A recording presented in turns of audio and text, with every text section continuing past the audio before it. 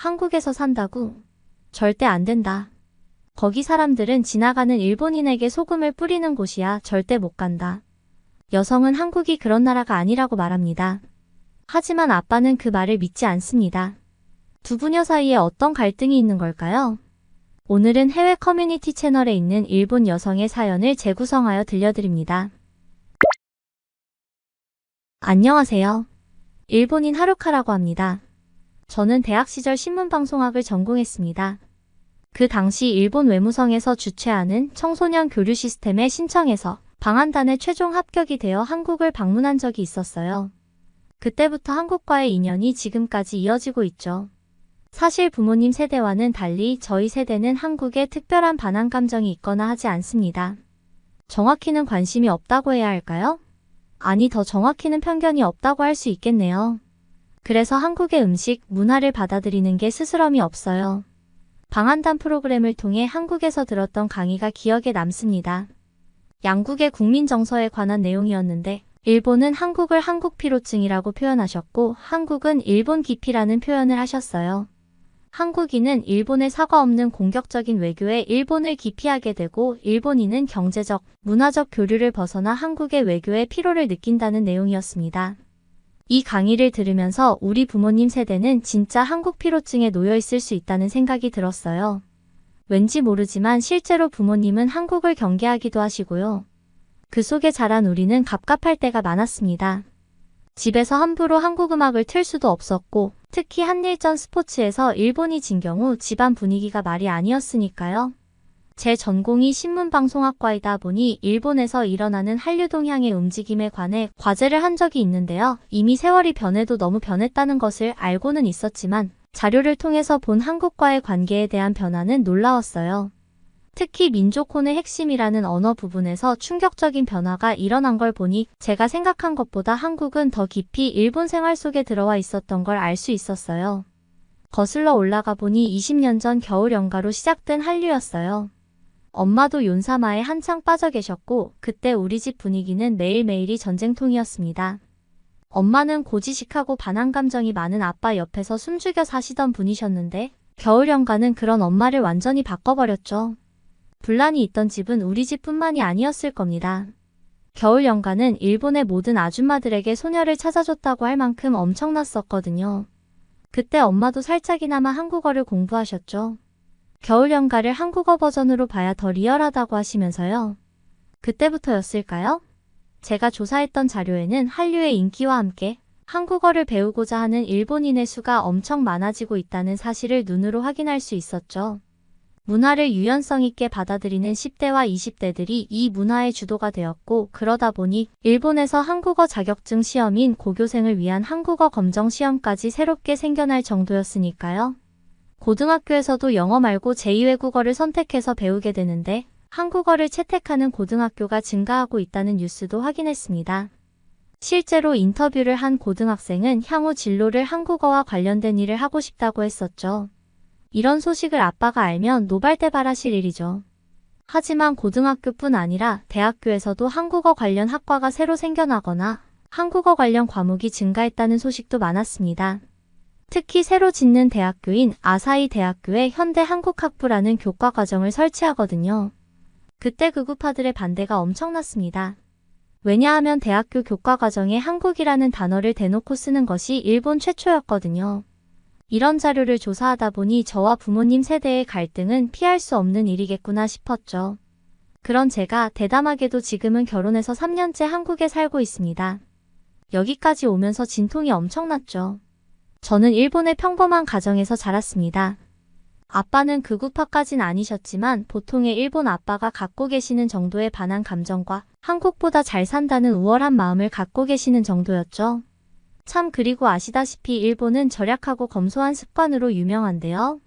저희 아빠는 그런 습관이 남보다 훨씬 강하셨어요. 못 사는 형편도 아니었지만 아빠의 그런 습관 덕분에 우리는 살면서 큰 어려움 없이 살 수 있었죠. 그래서 아빠의 근검절약하시는 모습이 늘 옳고 정답이라고 생각했어요. 한국에 살기 전까지는 말입니다. 제가 한국 남자와 결혼해서 신혼살림을 차릴 때 정말 한국의 높은 수준을 실감할 수 있었습니다. 일본에 사는 동안 아빠께서는 대부분의 가전을 중국 제품으로 쓰셨어요. 당신이 젊었을 당시 일본 가전이 세계 최고라는 때였는데도 아빠는 일본 제품의 3분의 1 가격도 안 하는 중국 백색 가전을 사신 거였죠. 15년 전쯤엔 미국 무선 청소기 브랜드 다이슨을 사서 쓰니까 좋다면서 칭찬하던 이웃에게 아빠는 그 돈이면 중국 제품 10개는 살 수 있어서 고쳐 쓰지 않아도 새 걸로만 10개 쓰면 되는 거 아니냐며 소리치셔서 이웃을 놀라게 했습니다. 아빠는 제품이 좋아봤자 거기서 거기고 꼭 필요한 기능만 있으면 된다고 하셨죠. 하지만 문제는 제품들의 품질이 딱 그 가격 정도라는 점입니다. 어떤 경우는 일회용이라고 할 정도였습니다. 이 부분에서도 고지식한 아빠는 엄마와 충돌이 잦았어요. 평소에 수더분하게 아빠의 말씀을 잘 들으시고 반기를 드는 일이 거의 없었는데 엄마는 제발 우리도 중국제 그만 쓰자고 언성을 높이신 적이 있었거든요. 실제로 살림살이는 엄마가 다 하시니까 자주 고장나는 냉장고와 세탁기 때문에 엄마는 여간 스트레스를 받는 게 아니었어요. 새로 바꿀 때 좋은 걸 장만하면 좋으련만 아빠의 외고집으로 또 중국제를 사오셨고 엄마는 차라리 한국 거를 사라고 하셨죠. 그런데 아빠는 유독 한국 제품은 또 멀리하세요. 한국 사람들이 식민지배 때문에 일본 사람을 싫어해서 사면 안 된다는 논리를 펼치셨죠. 엄마는 그럼 일본이 중국도 밟았는데 중국제는 왜 쓰냐고 하시니 아빠는 딱히 반박할 논리가 없다 보니 어디서 집에서 큰 소리가 오고 가냐며 대화를 회피하시고 급하게 마무리 지으셨죠. 뭐 저의 집안 분위기는 대충 이렇습니다. 저는 지금의 남편과 장거리 연애를 2년 정도 했습니다. 남편은 일본에 회사 일로 출장을 왔던 사람인데 제가 다니던 회사의 거래처였습니다. 잦은 일본 출장으로 우리는 점점 가까워졌고 결혼까지 하게 되었죠. 물론 결혼은 아빠의 반대가 심하셨습니다. 아빠는 일본 여자가 한국으로 시집가면 푸대접받고 산다면서 극구 말리셨습니다. 한국은 역사적으로 일본에 대해 반감이 있는 나라니 그곳에서 일자리를 구하기도 힘들고 어딜 가도 저에게 못되게 굴 것이라며 걱정하셨죠. 게다가 한국은 작은 나라이고 아직 휴전 중인 곳이라면서 그런 나라에 가서 가난하게 살 거냐며 안 된다고 반대를 하셨습니다. 저는 아빠에게 세상이 많이 바뀌었다고 말씀드렸지만 믿지 않으셨어요. 제가 대학교에서 한국에 관한 조사도 제법 했거니와 남편과 연애하면서 저도 한국어 공부를 얼마나 했겠어요? 거기다 아빠 몰래 넷플릭스에서 보는 한국 드라마나 예능 방송을 보면서 한국어도 익혔고 그들의 문화도 많이 알게 되었어요. 한국과 일본의 껄끄러운 역사적 사실은 있지만 그게 자녀 세대인 저한테까지 부정적인 감정이 내려와서 살고 있는 건 아니거든요. 아빠가 그렇다고 하셔도 전 독립하면 그 영향에서 벗어나니까 아빠는 아빠고 저는 저잖아요. 요즘 일본 젊은 사람들은 점점 더 한국에 열광해요. 하지만 아빠는 진짜 일본 사람이 한국의 길을 지나가면 소금 한 바가지 맞는 줄 아십니다. 같은 하늘 아래 살고 있는데 이렇게 다릅니다. 제 남자친구가 한국 남자라는 사실도 가뜩이나 못마땅한데 결혼해서는 일본이 아닌 한국 땅에서 살 거라고 하니 아빠가 얼마나 화내셨는지 말도 못합니다. 저혈압이셨던 아빠가 정상혈압을 되찾으셨다며 엄마는 그런 아빠를 사랑반 놀림반으로 마음을 달래주셨죠. 부모 이기는 자식 없다고 하잖아요. 결국 제 고집에 꺾이셔서 결혼은 허락해 주셨어요. 다시 안 볼 사람처럼 하시긴 했지만요. 결혼 전 한국에 몇 번 와보긴 했지만 본격적으로 한국에 살게 되면서 모든 것이 새로웠습니다.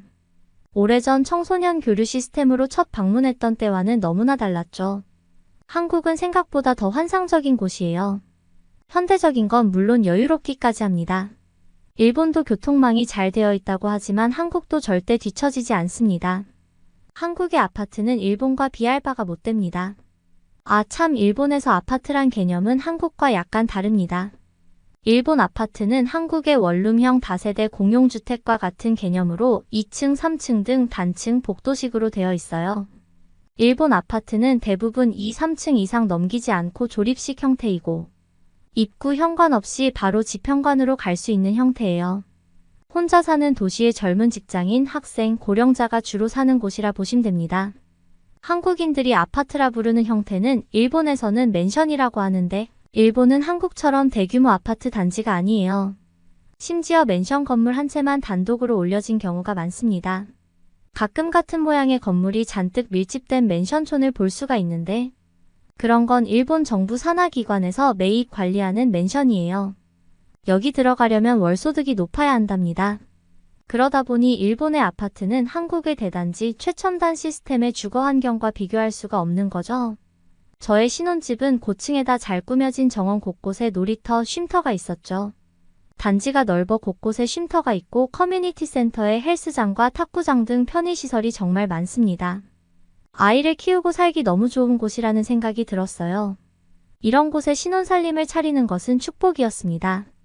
신혼집이 꽤 넓었지만 저는 아빠한테 보고 배운 것이 있다 보니 꼭 필요한 혼수 아니면 안 사기로 했습니다. 그래서 가장 많이 쓰이는 냉장고와 TV, 세탁기, 건조기 정도 큰 제품을 들여놓기로 했는데요. 저는 남편과 처음 한국에 가전제품을 사러 가는 날을 잊을 수가 없습니다. 아시다시피 신혼살림을 중국 제품으로 사기 싫었던 저는 큰 맘 먹고 남편에게 가전은 미국이나 독일 것이 좋다고 하니 백화점에 가서 여기저기 둘러보자고 했어요. 그런데 남편은 제가 원하는 대로 해도 좋은데 자기 생각엔 한국 제품이 나올 거라고 했습니다. 아무래도 아빠에게 영향받았던 것이 있는지라 한국 제품에 선뜻 마음이 가지 않더라고요. 그래서 혼자 낮에 백화점을 둘러보면서 미국과 독일 제품의 성능에 대해 꼼꼼히 기록해놓고 남편 퇴근한 후 같이 한국 전자제품 대리점 매장으로 갔습니다. 비교해서 미국 제품이 좋으니 그걸로 사자고 설득하려고 했거든요. 남편은 매장 점원에게 최신형으로 보여달라고 했습니다. 그랬더니 점원은 가격은 좀 있지만 충분히 만족할 만한 제품이 있다면서 우리를 데려갔는데요. 겉에서 볼 땐 그냥 시중에 많이 보던 디자인 좋은 냉장고로만 보였는데 점원이 냉장고 문을 터치했더니 글쎄 문이 투명해지면서 냉장고 안이 훤히 보이는 것 아니겠어요? 이건 미래 영화에서나 봤을 법한 제품이었습니다. 거기다 그 냉장고는 인공지능 기술을 이용해 음식을 주문도 할 수 있고 재료를 구매할 수도 있고 요리법까지 안내해 준다고 합니다.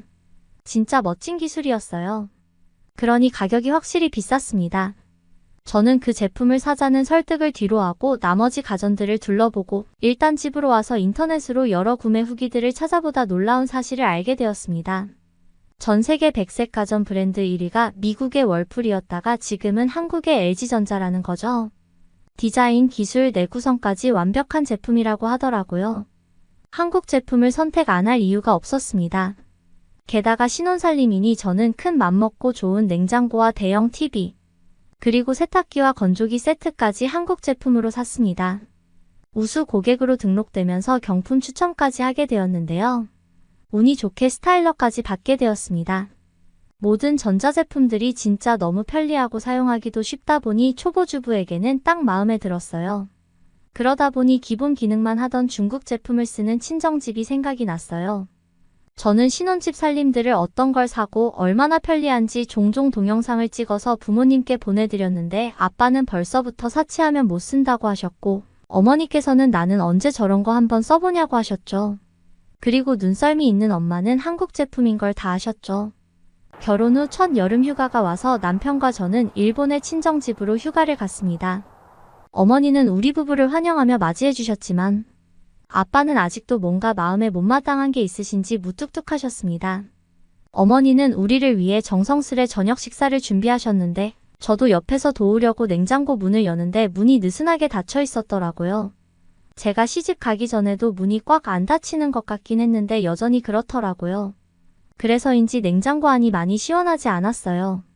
게다가 제일 상단에 냉매가 나오는 곳에 뭐가 막힌 건지 찬바람도 덜 나왔어요. 냉동실은 조명도 안 켜져서 물건을 찾으려면 밖으로 꺼내서 보아야 했죠. 최첨단 냉장고를 쓰다가 일본집 냉장고를 보니 엄마가 얼마나 불편하실까 싶었어요. 그리고 이런 불편함을 감수하고 아빠의 방식을 따라준 엄마가 고마웠고 엄마를 돕고 싶었어요. 저는 엄마에게 이참에 냉장고를 바꾸자고 했어요. 하지만 뒤에서 우리 대화를 들은 아빠가 얼마 전에 부품을 교체해서 앞으로 2년은 끄떡없을 거라며 괜히 돈 쓰지 말라고 하셨어요. 하지만 남편이 냉장고 상태를 보더니 장모님에게 새 걸로 선물해드리고 싶다고 했죠. 다음날 우리 가족은 아빠 차를 타고 냉장고를 보러 일본 브랜드 가전제품 매장으로 갔습니다.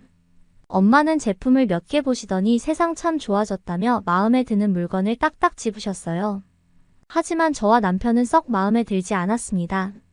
기능도 다양하지 않았고 디자인 면에서도 눈에 띌 만큼 예쁜 구석이 없었다 보니 굳이 이 비용을 들여 사야 할까 싶었죠.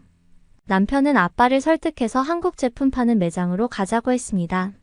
차로 30분을 더 가야 하지만 충분히 괜찮은 제품이 있을 거라고 했습니다. 아빠는 중국 제품이 아닌 일본 제품을 사려고 본 것만으로도 많이 양보하신 건데 느닷없이 한국 제품으로 보자고 하니 분명 싫으셨을 겁니다. 하지만 결혼 후 첫 친정 방문이고 이미 사위가 된 한국인이라 어쩔 도리가 없다 보니 묵묵부답하시면서도 한국 매장으로 데리고 가주셨죠. 저는 냉장고 진열대에 가서 이것저것 제품을 보았습니다. 엄마는 아까 일본 매장에서와 달리 눈이 휘둥그레지고 입을 다물지 못하셨습니다. 그리고 무슨 디자인 가구같이 하나같이 이쁘냐고 너무 좋아하셨어요. 제가 신혼 때 샀던 제품 라인들도 출시되어 있었습니다. 엄마는 신기해하며 버튼을 이것저것 눌러보셨습니다. 그러고는 제가 샀던 모델과 같은 것을 선택하시더라고요. 신혼살림 자랑하느라 동영상으로 보내드렸던 것이 어머니에겐 한국 제품에 대한 로망이 생겼던 것 같아요. 다행히 제품 배송이 밀리지 않아 다음날 냉장고를 바로 바꿀 수 있었습니다. 돌아서면 고장이 나는 중국 냉장고를 수거해 가고 새로운 냉장고가 주방을 차지했죠. 그랬더니 집이 아주 환해졌습니다. 엄마는 새살림 차린 것 같다며 소녀처럼 좋아하셨죠. 오래전 윤사마 만나러 방송국에 가셨을 때처럼 말이에요. 엄마와 저는 음식들을 냉장고 안에 채워놓았어요. 그동안 아빠와 남편은 어색함을 풀기 위해 집 근처 온천에 갔다 돌아왔습니다. 더워서 찬물을 좀 마셔야겠다고 하시면서 아빠는 주방으로 가셨어요. 우리는 거실에 앉아 아빠가 어떤 반응을 보이실지 조용히 지켜보았죠. 그런데 아빠는 한참을 지나도 거실로 안 오셨어요. 무슨 일인가 싶어 조용히 주방으로 갔더니 아빠는 버튼을 이것저것 눌러보시고 문을 열고 닫으시면서 냉장고를 유심히 보시는 거였습니다. 남편이 선물이 마음에 드시냐고 물어보자 아빠는 냉장고를 손으로 계속 만지면서 먹먹한 목소리로 정말 좋구나 하고 말씀하셨어요. 그리고 이렇게 훌륭한 제품이 진짜 한국에서 만든 건지 재차 물어보셨어요. 아빠가 기억하는 한국은 가난한 개발도상국 중 하나였고 민주항쟁으로 항상 화염병이 던져지던 곳이었죠. 그리고 반일 감정이 심해서 일본을 배척하고 일본 상품을 불매운동하는 나라였습니다. 아빠는 일본에서 열심히 장사하셔서 우리를 키워내셨지만 노후엔 금융위기로 인해 계속해서 일을 해야 하는 삶을 사셨고요. 흔히 세계에선 이 시기를 잃어버린 20년이라고 말하죠. 열심히 살았지만 이룬 것 없어 보이고 늙어서도 계속 일을 해야 살 수 있는 현실이 지금의 일본인데 그런 와중에도 한국보다 잘 산다며 위안을 삼으셨던 분이셨죠. 아빠는 일본이 멈춘 동안 한국은 이미 저 앞에가 있었던 거냐면서 격세지감을 느끼시는 듯 했습니다. 그리고 뭔가 한참을 잘못 알고 있었구나 하는 말도 하셨죠. 그러고는 남편에게 한국 냉장고를 선물해줘서 고맙다는 말을 하셨습니다. 저는 아빠가 한국인 사위에게 마음을 많이 여셔서 너무 행복했습니다. 그게 바로 한국을 다시 보는 시작점이 될 테니까요. 그렇게 가족의 끈끈함을 느끼며 우리는 다시 한국에 왔습니다. 한동안 정신없이 지내다가 엄마에게 연락이 왔습니다. 아빠가 한국산 대형 TV를 사셨다는 거예요. 그것도 최근에 히트치는 비싼 커브드 TV를 말이죠. 아빠가 TV를 주문한 날 엄마는 엄청나게 놀라서 무슨 일이냐며 아빠에게 물으셨는데 아빠는 한국 냉장고를 써보니까 너무 좋고 편리해서 자신이 참 편협하게 산 것 같았다고 하셨습니다. 세상이 이렇게 좋아졌는데 사는 동안 이렇게 좋은 물건 누리면서 살자고 하셨다는 거죠. 그리고 중국 제품만 쓰게 해서 미안하다는 말씀도 하셨대요. 새 TV가 들어오면서 아빠는 밤에 메이저리그 야구를 즐겨보시기 시작하셨대요. 화면이 크고 와도 생생해서 야구공이 얼굴 쪽으로 날아올 것 같다며 좋아하신다고 해요. 그리고 야구 결승전이나 축구 경기가 있을 때 이웃들을 다 부르셔서 같이 앉아서 경기를 보신다고 합니다. 이웃들도 우리 집 TV가 너무 좋다며 손에 먹을 것 하나씩 들고 와서 함께 관람하는 재미가 좋다고 하네요. 그리고 어느 날 친정엄마의 전화가 왔는데 남편이 일본 집으로 제습기를 큰 거 보냈다고 너무 고마워하셨어요. 남편은 여름 휴가를 친정집에서 보내면서 자기는 냉장고보다 습기 때문에 부모님들 건강이 더 걱정되어서 이번에 보너스 받은 걸로 선물을 보냈다고 했어요. 남편 역시 결혼 전 일본 출장을 많이 다녀서 일본의 습기에 대해 잘 알고 있었더라고요. 일본의 날씨는 3일에 한 번 비가 내리는 정도입니다. 남편은 처음에 일본을 들렀다가면 나무도 건물도 모두 깨끗하고 촉촉한 날씨에 취해 좋았대요. 그런데 장기 출장으로 몇 번 일본의 아파트를 구해 살다 보니 습기 때문에 너무 힘들었다는 거죠. 우풍이 심해 세워둔 병풍 뒤에 곰팡이 잔치가 열렸는가 하면 겹쳐서 빽빽하게 두었던 책에도 곰팡이가 끼기 일쑤죠. 벽과 가구는 손이 들어갈 만큼 띄어놓아야 하는 건 기본이고 반평 정도의 벽장에 제습제를 8통이나 넣어놨는데 얼마 뒤 다 물로 변해 있을 정도였다고 반일본 사람이 되어 다 알더라고요. 그래서 자기가 보기엔 냉장고도 시급하지만 제습기가 더 절실해 보였다고 해요. 그러고는 다음에 일본 가면 장모님 편하시게 식기세척기와 로봇 청소기를 사다 드리자고 하더라고요. 그것만 해도 두 분 가사일이 많이 줄어서 즐거운 노후 생활 보내실 것 같다면서요. 남편의 마음이 너무 고마웠습니다. 그리고 빨리 그날이 왔으면 하고 기다리게 됩니다. 한국도 참 멋진 나라고 한국 남자는 더 멋지답니다. 우리 아빠도 머지않아 저처럼 한국 매니아가 되실 거예요. 저의 긴 사연을 들어주셔서 감사합니다. 아빠를 생각하는 예쁜 마음을 가진 딸 하루카 씨의 사연 재밌게 들었습니다. 뛰어난 디자인과 내구성으로 한국의 가전제품은 이제 세계적으로 사랑받고 있다고 합니다. 한국 제품이 세계 속에 더 승승장구하길 기대해봅니다. 그리고 하루카 씨의 아버지도 한국에 꼭 방문해 보시길 바랍니다. 끝까지 시청해주셔서 진심으로 감사합니다. 여러분의 응원이 있어 제작에 큰 힘이 됩니다. 내일 더 감동적인 사연으로 다시 찾아뵐게요.